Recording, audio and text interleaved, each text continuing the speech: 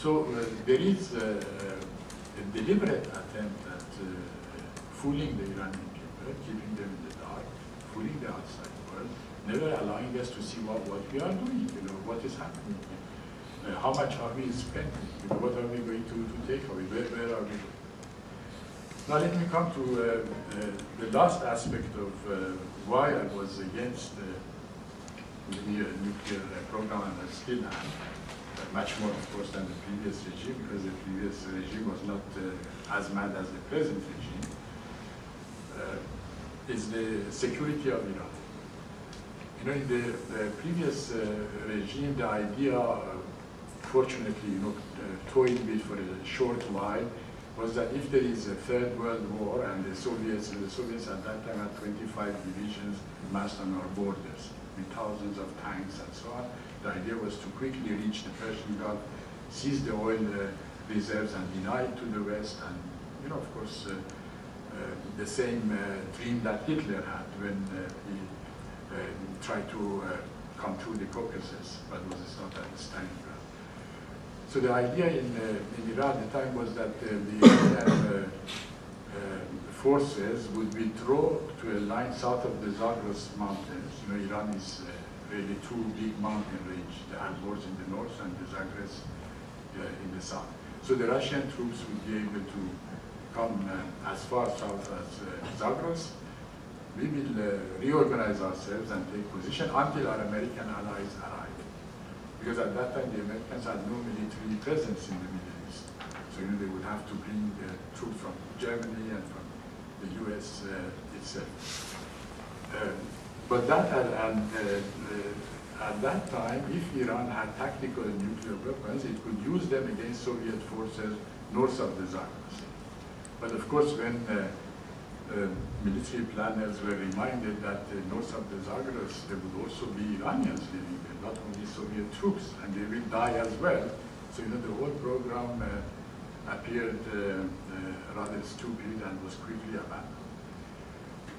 But now, if Iran does not have nuclear weapons, no other country with nuclear weapons can attack it with nuclear weapons, because that is against international law. That would be a war crime. That would be a crime against humanity. But if Iran has nuclear weapons, then its adversaries could use nuclear weapons against it. And the Iranian leadership must be completely stupid or mad to think that they can provoke a nuclear exchange and win that exchange. And the reason is that none of Iran's real or imaginary adversaries can defeat Iran in a conventional war. Iran is a huge country. It is mountainous. It is difficult terrain. The only imaginable adversary is the United States. But the United States doesn't have the manpower. If they invaded Iraq with 250,000 troops, they would need 1 million troops for Iran, which they don't have. They have President Obama, who doesn't want to fight.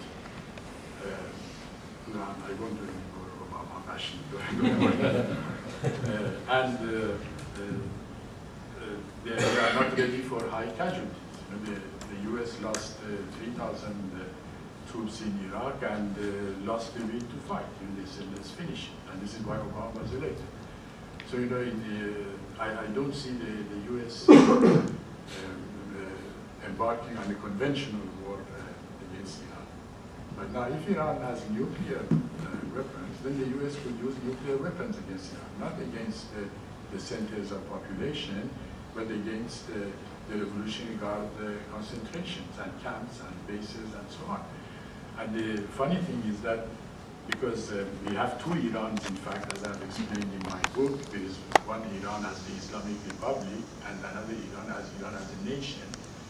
We also have two armies. We have the regular army, which doesn't intervene in politics and is nationalistic and popular among the people, and we have the Revolutionary Guards and its addendum, an instrument of oppression and hated by the people of Iran and involved in all adventures.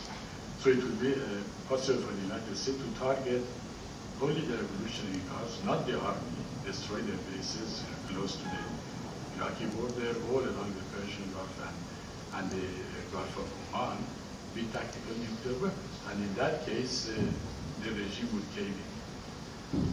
So, all in all, to conclude, the Iranian nuclear program is not peaceful. The Iranian nuclear program is dangerous, militarily, politically, and environmentally. The Iranian nuclear program is not popular in Iran, or at least we don't know. You know, of course, when you tell the Iranians, should Iran produce electricity through nuclear? Of course, they say, yes, of course. But if you tell them, should Iran produce nuclear weapons and provoke a nuclear war in the region, nobody is supporting. This program can be stopped, it must be stopped, and the rest of the world, you here and other people like you everywhere, have a major role to play. Fortunately, you have this demonstration on the 1st of April, which incidentally coincides with an important day in our calendar, the 13th day of our New Year. And the 13 days of New Year, which is known as Sizdavadar, we go out to throw the evil out of our lives. So let's do it.